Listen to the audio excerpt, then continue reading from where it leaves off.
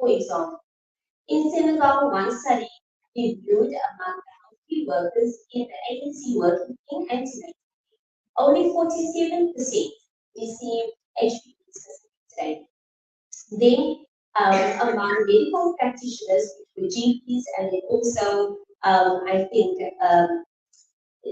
mostly GPs and those doctors, MOs in the hospitals, they only 51.2% thought it was safe to administer the birth dose to newborns.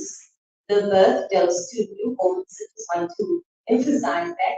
And then these misconceptions were linked with infertility and neurological disorders amongst these medical practitioners. Also, using this, the knowledge translation, using the healthcare workers as a knowledge translation vector, we found it was very important across the studies. As, for example, in a Nigerian study, the healthcare workers vaccinated were found to be the point where mothers or pregnant women found it the mostly diagnosed information. For example, this wasn't used, although 92% of women were attending ANC in one study, only 57% received information on every birth vaccination, demonstrating this opportunity. So I have other examples over there. So similarly in Uganda, mothers prefer all the information about birth vaccination to come from the HC consults and not from electronic media. Okay. Lastly, over there, another study from Nigeria found those who attend HC visits were 10 times more likely to present for timely vaccination than those who don't. Okay. Next thing, the influence of context versus design on the timeliness of the vaccination. This was a very another prominent theme. The accessibility of services had a significant influence on whether mothers presented and only presented timely for their vaccination. Multiple studies showed that delaying the birth vaccination due to the limited services was a big problem. These were commonly not offered on Friday night, a Saturday, Sunday, and public holidays. In some other studies, also only on Tuesday and Thursday were vaccination days. There were also practices of batch deliveries, so awaiting enough infants or neonates to give the vaccine once the file is open, unfortunately. And then there was also the practice of grouping vaccines, so awaiting someone to turn away to say, come back to the vaccination day, and therefore they delay. Several studies found the association between institutional delivery rates and timely vaccination as well. In Senegal and Nigeria, studies found that it's 1.6 and 6 times more likely these infants respectively to get a timely vaccination. But then there were also studies that showed the Gambia and Mozambique that institutional delivery didn't necessarily relate to timely vaccination. Okay, so the last thing I'm going to explore is wider contextual factors, for example, home birth. But remember, this was a very wide theme. It crossed over geographical factors like being born in dry season, home birth, cultural factors, post-birth isolation, and factors like marriage, religion, birth. Home births, I'm going to just look at two, and home births is at the top of the list. Seeing that over 40% of births in Africa still occur in the home. In a Nigerian study, over 50% of women delivered as traditional birth attendants, and only 50% of those infants born had a timely birth vaccination, compared to 75% of infants born the same study in facilities. In the Gambia, though, a study demonstrated that it was better timely vaccination in home deliveries compared to a facility delivery. This was despite over 40.3% delivering at home, traditional birth treatments, the primary healthcare system was said to be advantageous because they incorporated the traditional birth treatments and the healthcare workers to supervise. Okay, lastly, let's speak about the cultural practices. We just are going to tease out a few, for example, post-birth isolation due to waiting for the naming ceremony and other cases, and circumcision on day 7. There were also other multiple factors, like I said, and then, yeah, I think that's the wide physical factor. And then lastly, the implications for policy and practice. Firstly, we need to establish clear policies and guidelines and supportive implementation strategies so that there is enough training for those who are expected to carry it out. Designing context-specific, responsive services, and then capitalize and adequately equip the available resources, and then innovative strategies like the CPADs in remote areas that you can use to administer. And then lastly, like everyone has seen, I can see we're about to jump up, enhancing your buy-in and also intersectoral collaboration. I just want to be here. Intersectoral collaboration is important. You can't only use the healthcare system, you need to use the Department of Social Development, you need to use the Department of Education to get a collaborative policy. Thank you.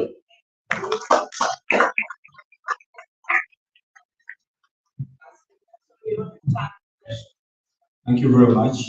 Time is.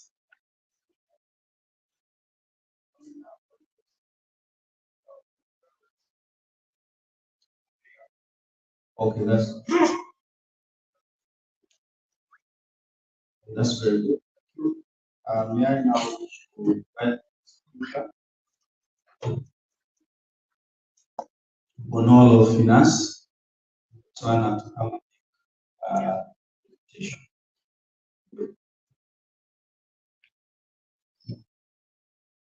Thank you. And this morning I'll be sharing some findings from one of the studies that looked at HIV among people without HIV and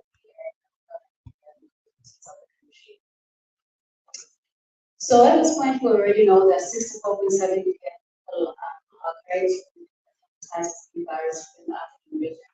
But today I'd like to bring your attention to a small little country where Botswana, where I come from, where we really do not have nationally representative hepatitis virus data. What we have done, we've looked at issue prevalence in Gaborone, which is a capital city, and the surrounding areas, primarily among people living with HIV, because that is actually has been a concern. So studies have shown the prevalence of 1.7 to 10.6% in this population of people living with HIV. But then in other communities, as I've mentioned, that hasn't been done. We've only looked at 3 studies that have looked at without HIV. That was a blood test with a prevalence of 1%, and in pregnant women, at this stage are actually from low pregnant, particularly there was a study that was from 10 to 12, where the prevalence was 1.1%. So we understand that we actually need the data, which is in the theme throughout this week. We need the data first to be able to find solutions to the problem. And so we really set out to expand the prevalence of HIV among people living, among people without HIV across 30 rural and communities in Botswana. So we took advantage of a previous HIV cohort study in the country called the Botswana Combination Prevention Project. This study was mainly looking at a combination of prevention strategies to reduce community level HIV prevalence. And as I'm saying this study was primarily HIV cohort study. The priority was really not to collect as many samples as possible without HIV, but we at least managed to identify approximately 2,000 samples, stored samples that we were able to test. Unfortunately, of the 30 communities, those dots they are actually showing where these communities are located in Botswana. Out of the 30 of those communities, we're not able to find examples for 2 communities. This table there is just for us to appreciate the number of samples that we screened for each of these communities. The red bars are basically showing areas in which samples and little less than we were supposed to, or that we had intended to, but nonetheless, we think the data is still valuable and can actually prevent the baseline data for HIV prevalence without HIV in rural and rural. So, as I've mentioned, we had an issue of sample volume, sample variability as well. So we listed 1 in 10 samples in the yes. Basically, what we started with is just to do a pilot data to see if the sample 1 in 10 so surface antigen, and for the pilot data that we had managed to be able to screen, there was 100% detection of detection. And we were able to see the surface screen, which overlaps a bit with the best transcriptase region. We did genotypic analysis and mutation analysis, and we also wanted to actually see what are the risk factors of infection in the rural and rural communities. So we found a prevalence, an overall prevalence of 4% within the population. In a previous study that was published last year, where we were looking at HIV prevalence in these communities, but only focusing on people living with HIV, because that's where we had a lot of samples, the prevalence was actually 6%. So we see that in HIV is actually more. These bars are just showing the trends or the prevalence of different communities. We had 4 communities with no surface antigen detection, but we're also seeing in other areas where the prevalence is actually up to 9%. That is quite high, but not as high again as within living communities with people living with HIV, where in certain areas the prevalence was as high as 22%. So this data is interesting because we can see in our population that there are areas that we may call hotspots, or that something is happening there that we need to further understand. Issues of cultural practices, we're not entirely sure. Is it issues of access to healthcare? We're not entirely sure. But as I mentioned, we believe this will provide a baseline data at least to understand the prevalence before we actually go on and understand what's going on. Surprisingly, sex was not associated with HIV prevalence. We've seen in different studies the risk being higher in males and females. But age was associated, older age was associated with prevalence. And really the issue with marriage is an issue of age as well. Obviously, the older population will be most likely to be married, hence why there seems to be an association. But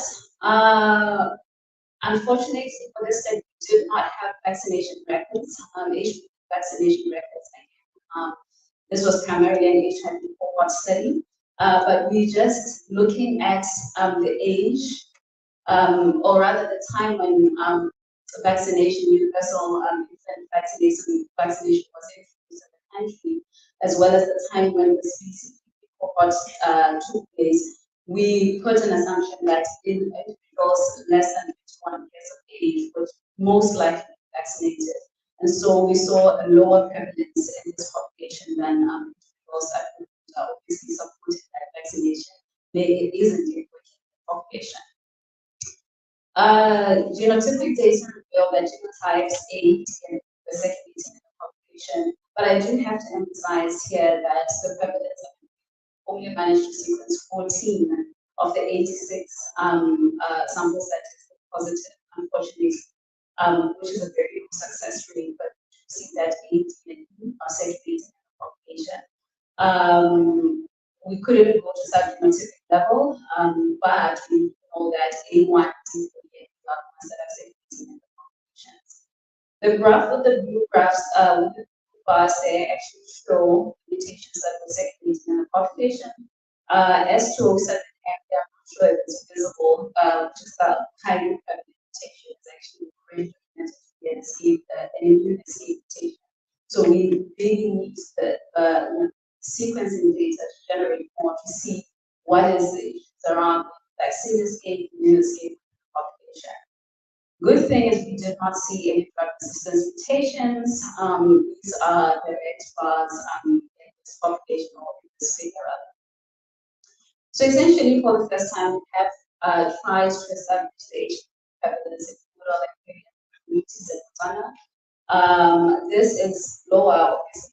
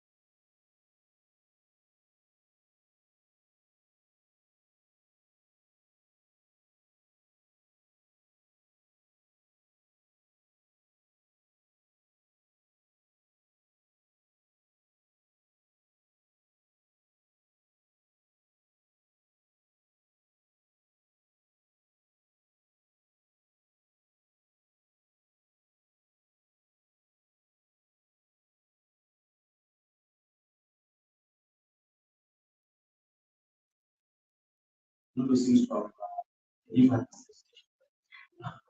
Oh, oh, yeah.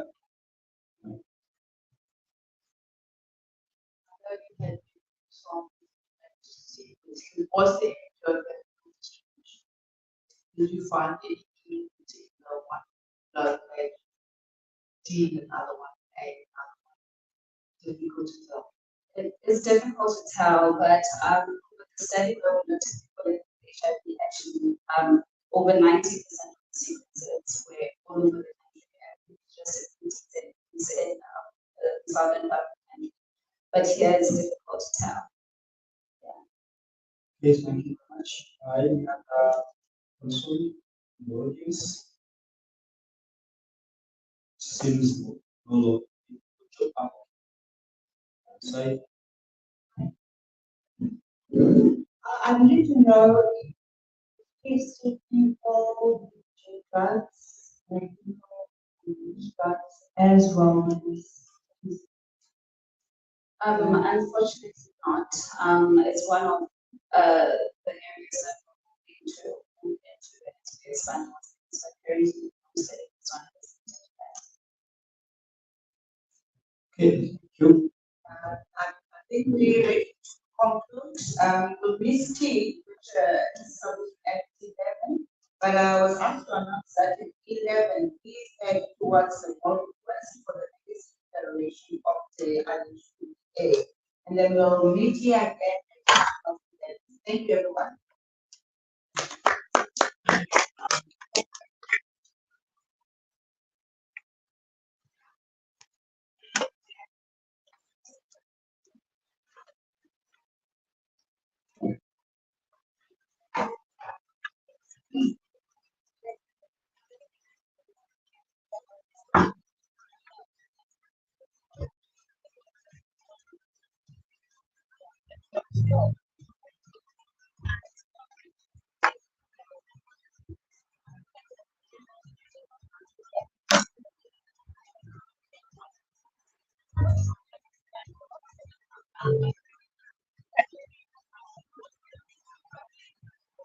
I told you to make a but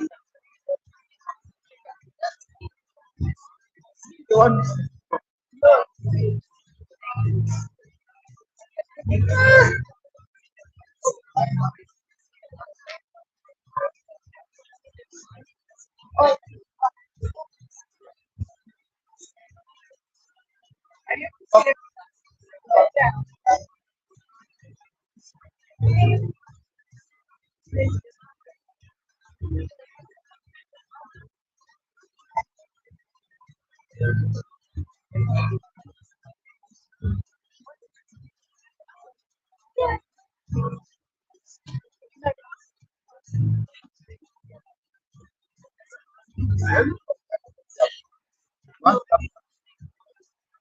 what?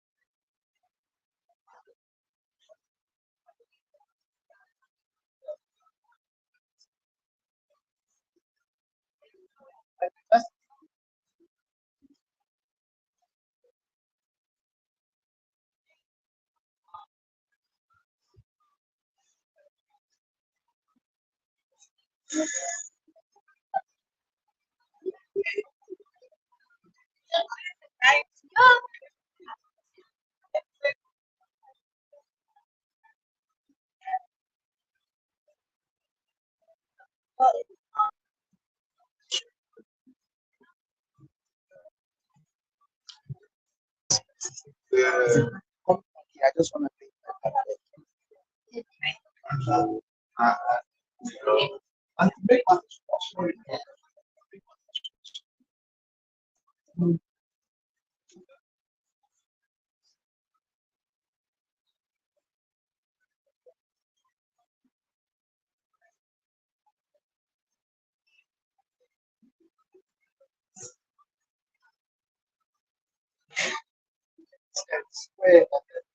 right. So the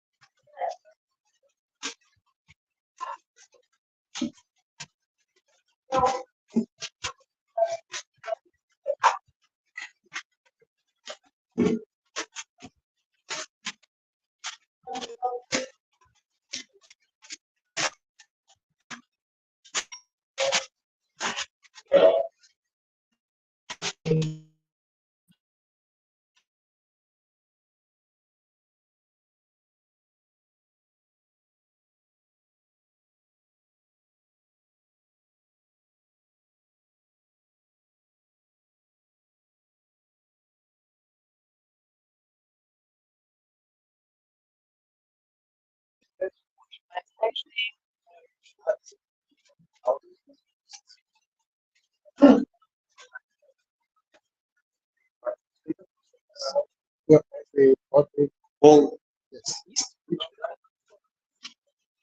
All, all, all right.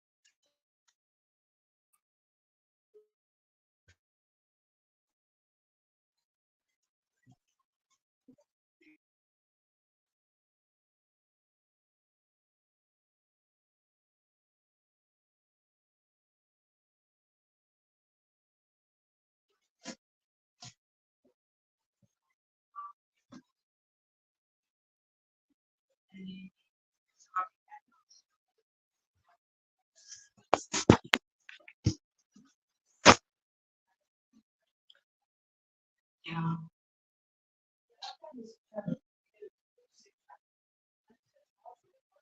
Yes. Yeah.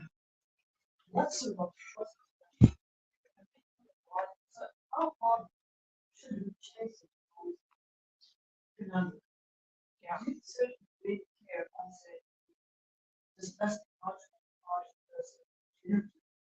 Yeah. You can, and you can, as I say, waste a lot of time because it's a clinical treatment. The liver out. Yeah.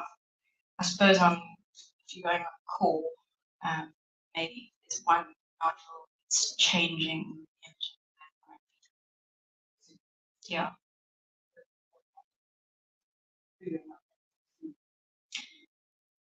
Exactly.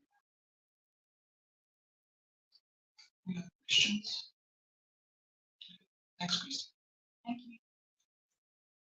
Okay, so we have Cheryl next, and she will speak about exercise subtypes in that way.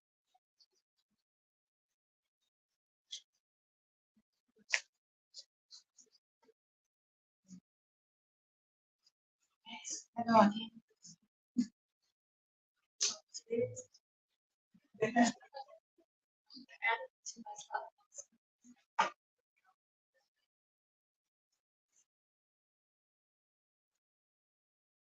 Okay, so my talk is on two things. The first one is subtypes of HCC, to look at the clinical features, pathological features, some immunohistochemistry, but cases better describe that, and I will stop.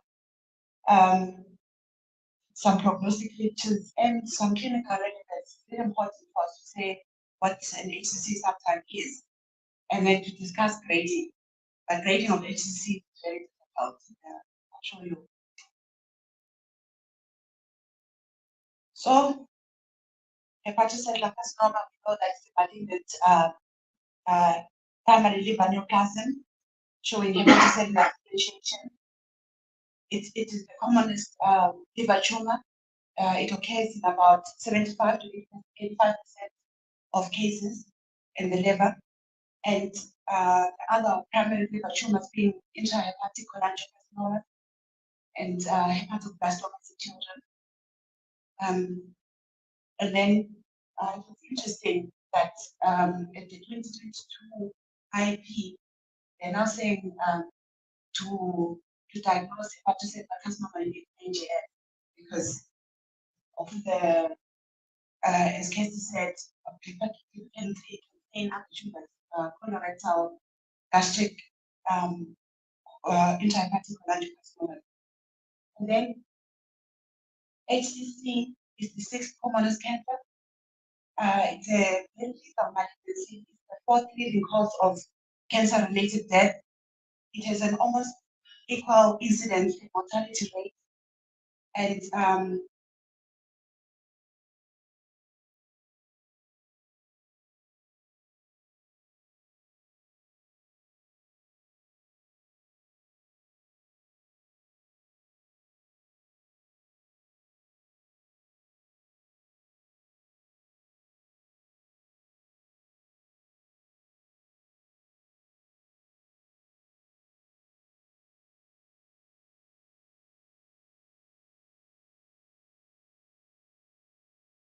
wide-ranging, and most of the causes are the ones that result in end-stage liver disease. And there's a geographic variation or a difference in the causes of the HCC.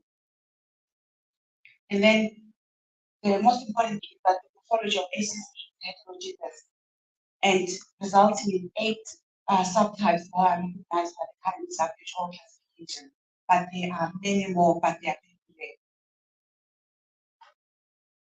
So, according to the WHO, about 35% of HCC can be classified into distinct subtypes.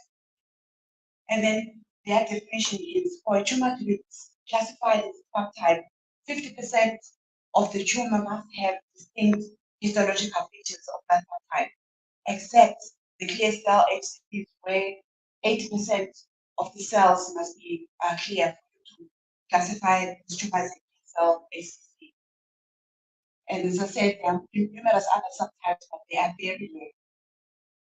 So this is a table from the WHO classification showing you the subtypes of HCC that were previously defined by morphology, but now it's morphology and molecular classification. I'll show you in the next slide. So according to the WHO, the commonest subtype is the steatohepatitis subtype, followed by the clear cell subtype, microtubular is next, then scatters, then chromophobe. Chromophobe is very rare, I've never seen it. And then the fibrolamella.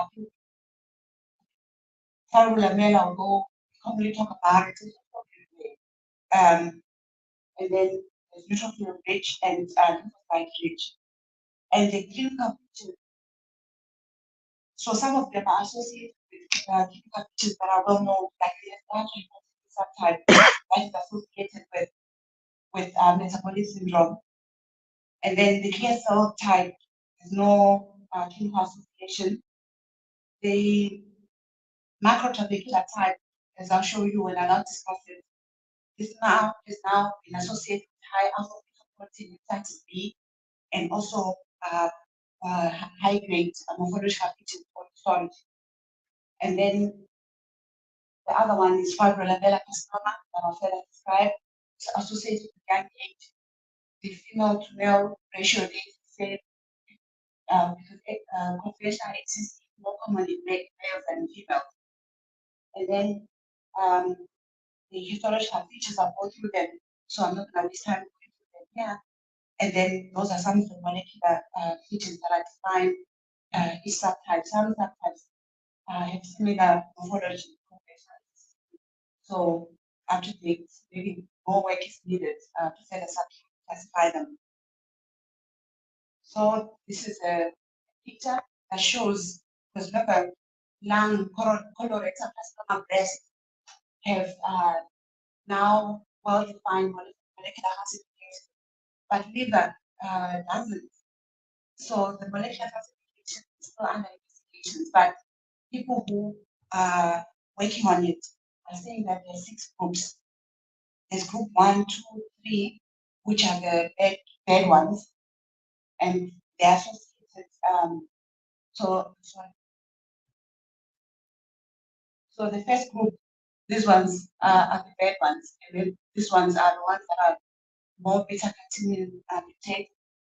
They sort of a better outcome. And you see that the macrocytic subtype, which is considered one that is a worse prognosis, one of the subtypes that subtype classified B.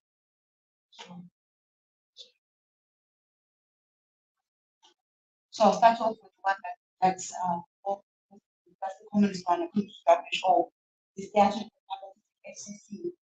It was first described in 2010, and it was seen in extensive because of patients with hepatitis C related liver cirrhosis and underlying metabolic disorder, where this author saw that the HCC has similar features as non-neoplastic steatohepatitis.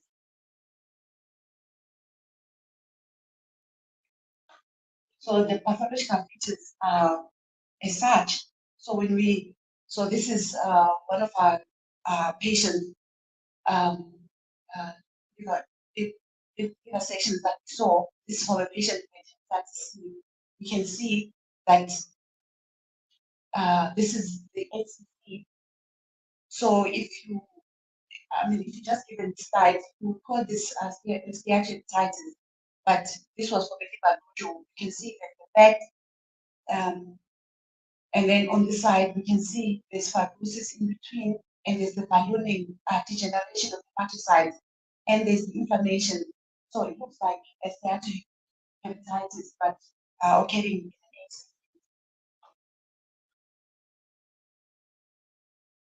Then the microtrabecular acid HCC, I put it next because I think this is the subtype that we should be thinking about because of hepatitis B in our population. So this is the only subtype that is described by one of the architectural patterns. We know there are 4 main patterns that are described: the trabecular, macrotrabecular, solid, and pseudoglandular. So if a tumor is composed of,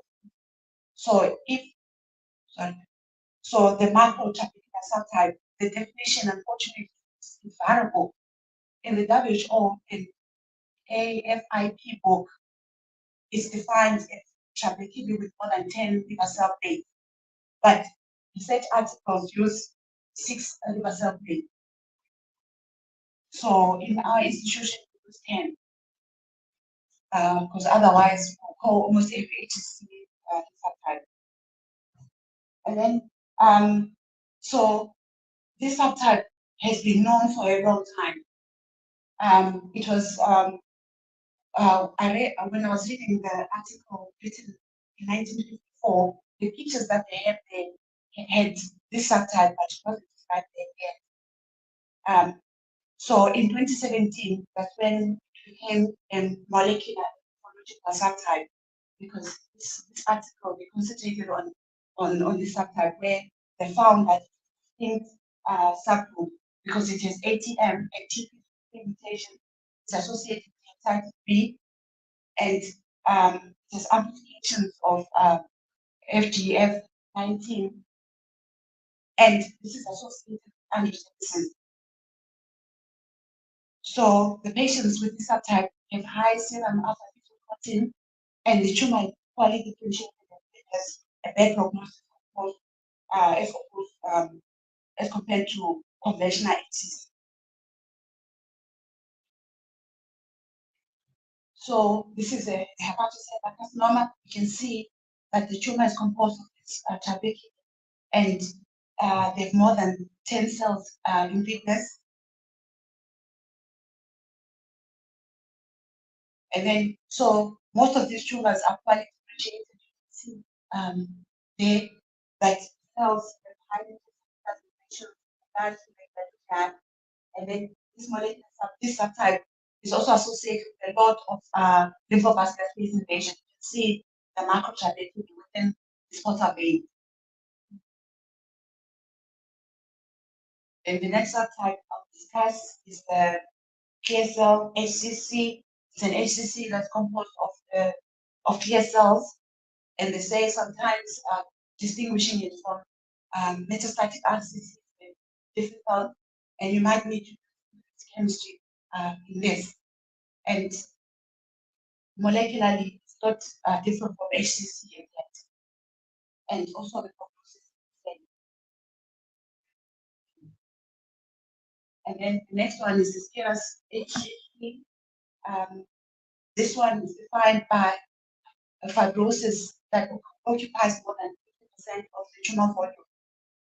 So you can see in this one that the morphology is such that there's dense fibrosis inside the tumor, occupying more than 50% of the volume of the tumor, and the neoplastic cells are in between.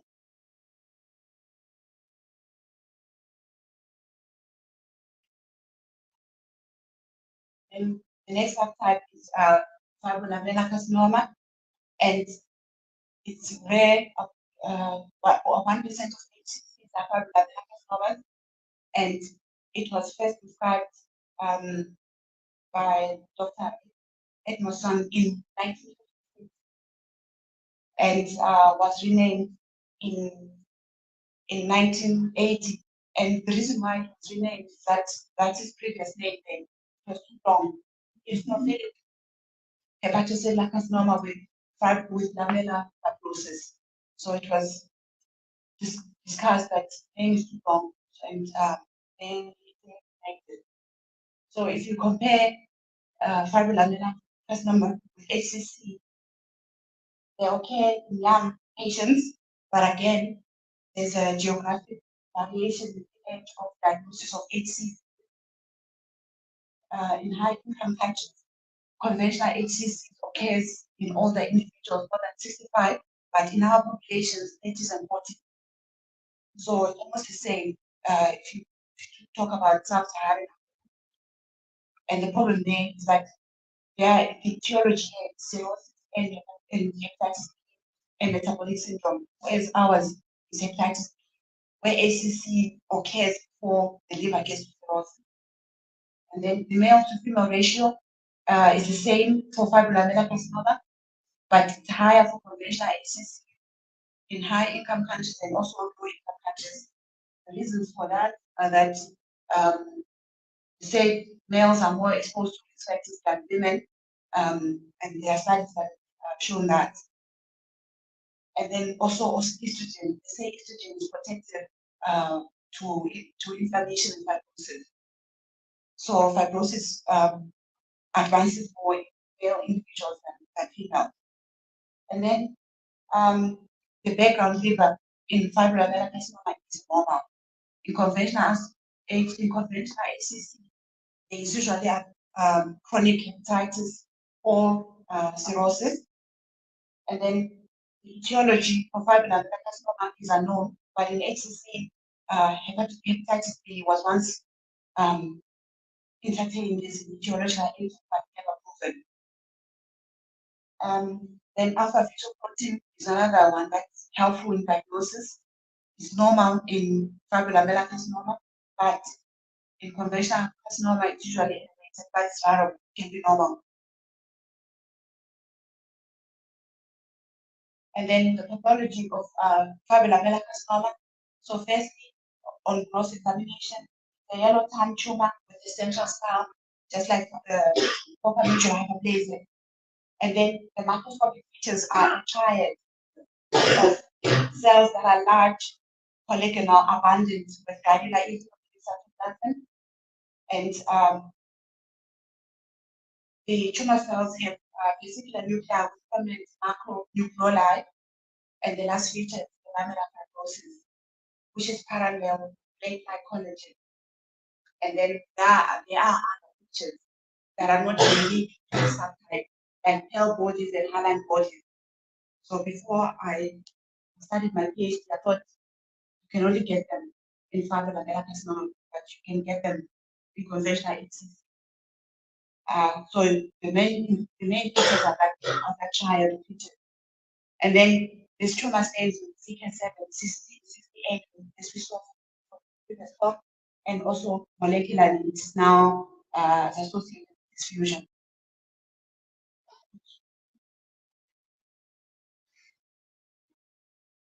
Okay, so these are the features of this subtype. So the child of this lamellar fibrosis is very important. If you look at where the tumor is, it's sort of a distinct border.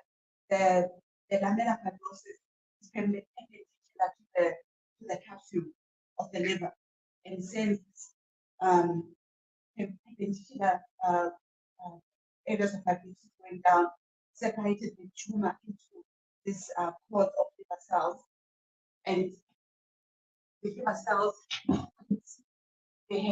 they are large with granular eosinophil cytoplasm.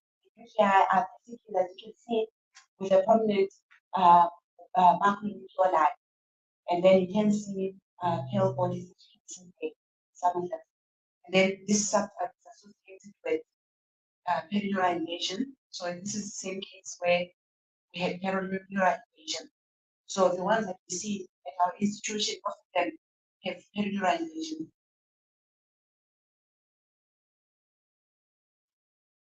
And here's another subtype, also with some sarcomatoid subtype. So this tumor is composed of malignant spindle cells, and actually wondered why not for the carcinosarcoma. Say you should usually see the epithelioid tumor next to it. So 1.8 to 3.8% of HCCs are sarcomatoid ACC, and they are associated with low alpha extra hepatitis, very poor prognosis. And this diagnosis fits, first of all, the features, background features, and a helpful tool to see conventional ACC next to it. And then this subtype I put it because one of the cases that we had before epithelioma like HCC is not associated with hepatitis with Epstein-Barr virus like the one described in the head and neck. So this tumor is ill defined. It's ill defined. It's quality differentiated, and it's arranged in sheets where with background lymphoplasmacytic shades are very rare, and you can see more inflammatory cells than tumor cells, and there's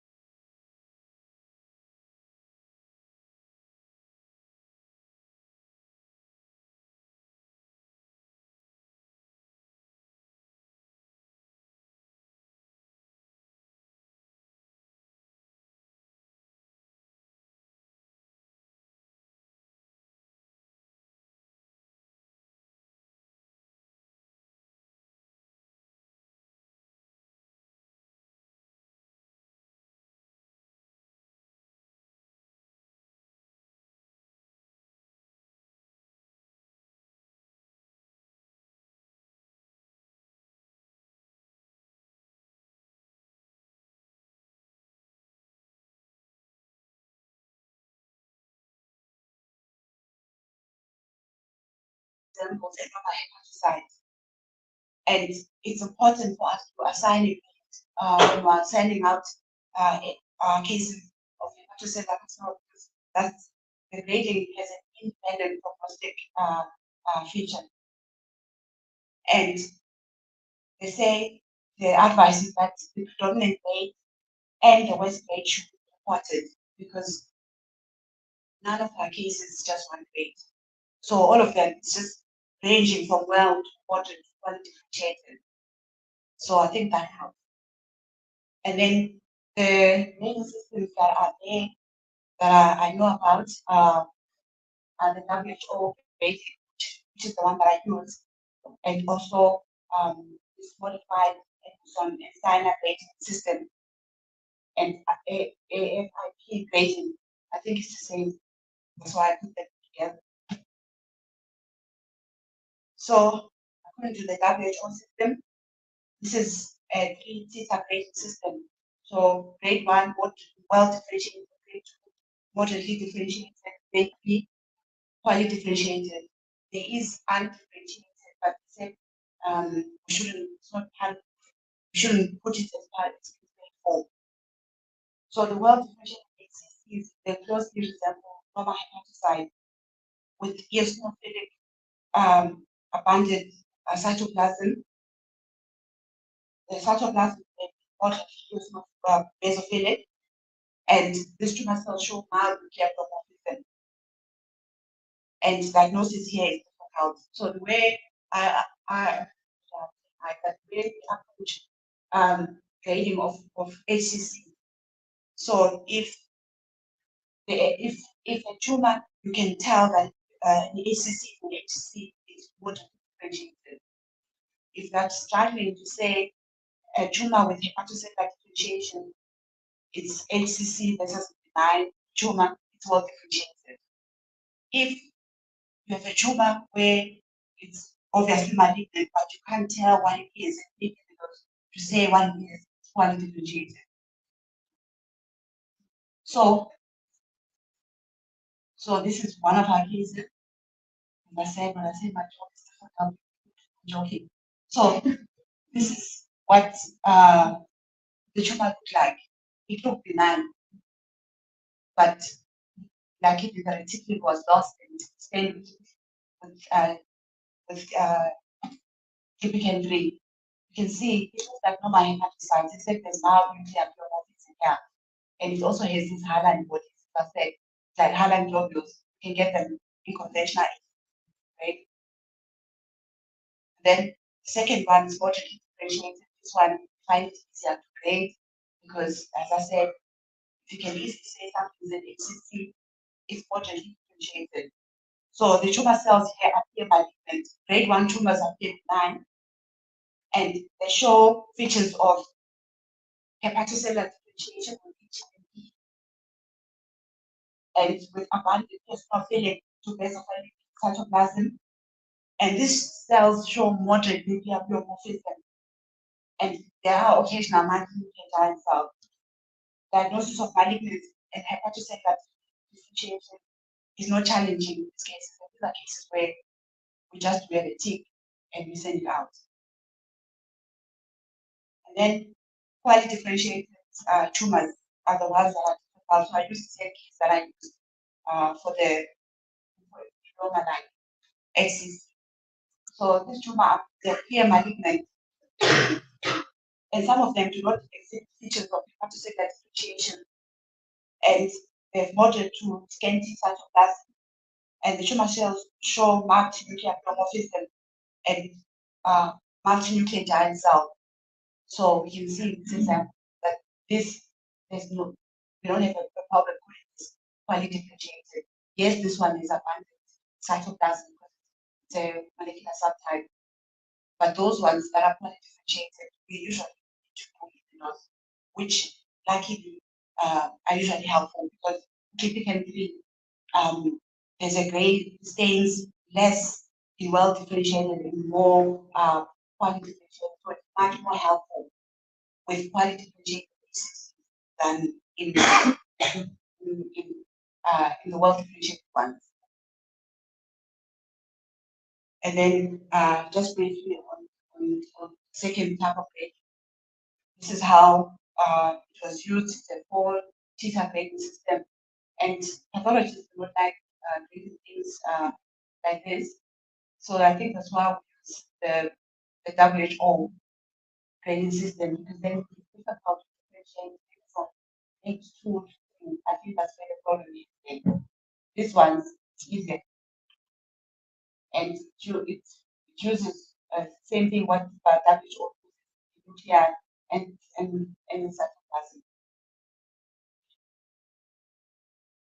So in summary, there are numerous subtypes of autosomal carcinomas. It's important to recognize that some of them have prognostic implications like the macrocytic subtype, and it can also help us as well predicting what the patient would be. They will help us to say to the patients, please check if the patient is hepatitis B, because some of the HCCs that we receive are incidental. Someone is doing a laboratory or something else and sees a tumor.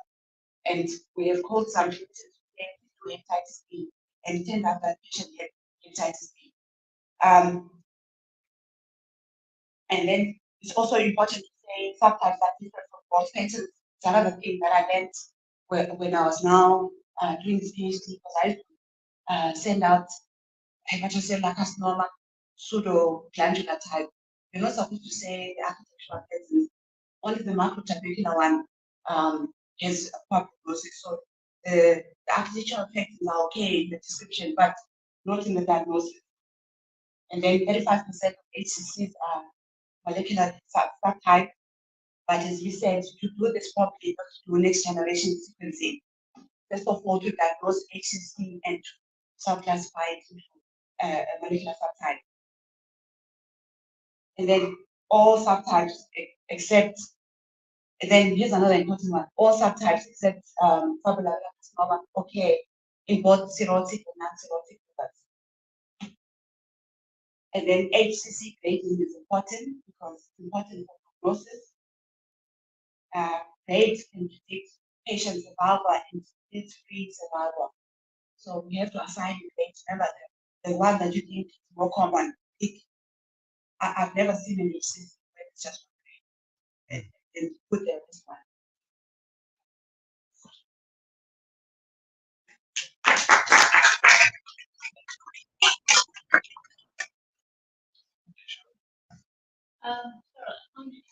That you're saying that NGS 2 days. That's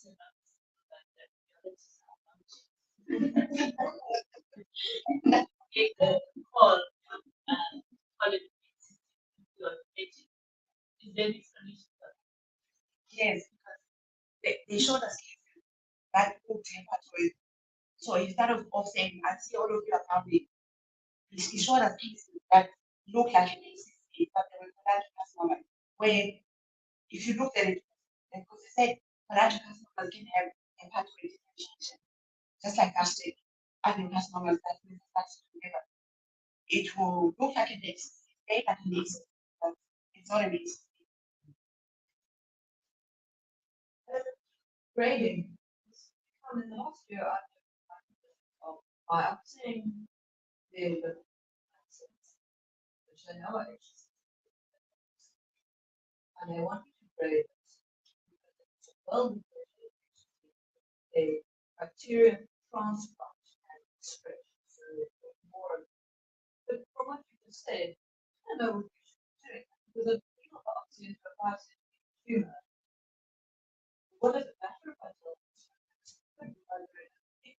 And I don't know, because I've had it a lot now. I didn't see that.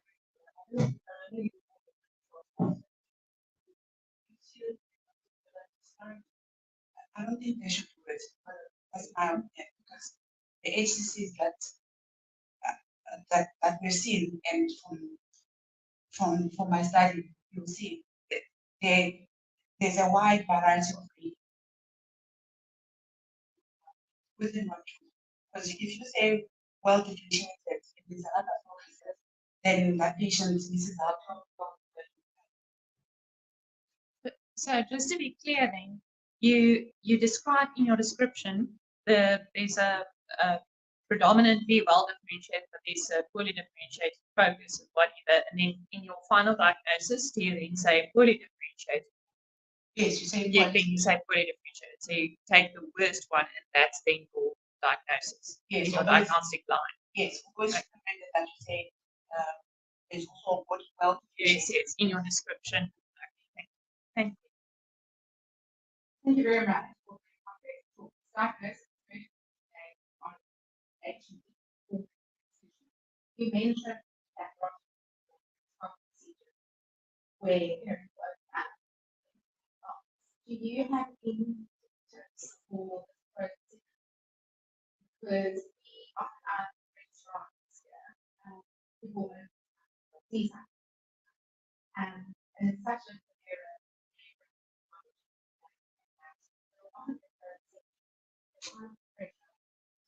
Okay.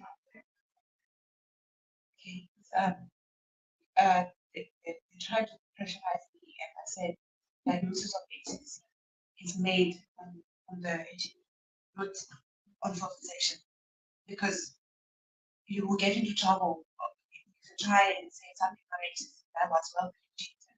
How to distinguish a well differentiated? It's okay if it's recognized. So for fertilization, say we are, because there are fertilization that like for TB. Yeah.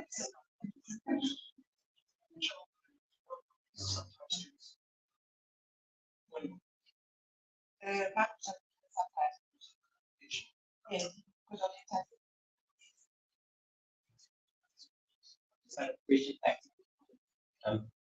The vaccination of hepatitis B virus, have you noticed that increase in incidence of HCC, or is it not really something? So what we've noticed, I think we haven't had enough time for where we are, because the vaccination process was introduced here in the 90s. I think 1996, although it was first introduced 1982, 1984. So it hasn't had an impact in our population. Maybe it has to come.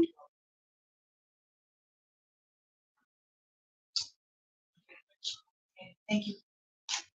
Our next speaker is Dr. Janet. She's a consultant for skills and has experience in the classification of intrahepatic cholangiocarcinoma.